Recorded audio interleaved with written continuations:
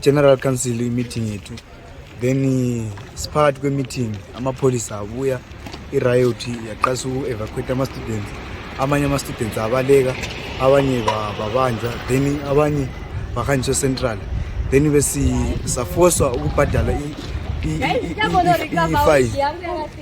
yokuthi kuthiwa siyenze i-disorderly public gathering, into ekade sisibotshele kade sesikhitshwa sokuthiwa singabonakali vele zesa sihambe lapho esivela khona. Abantu abalimele bafika maybe singathi 10, abanye abachawe ngamapholisa, then abanye balimele bebalekela amapholisa.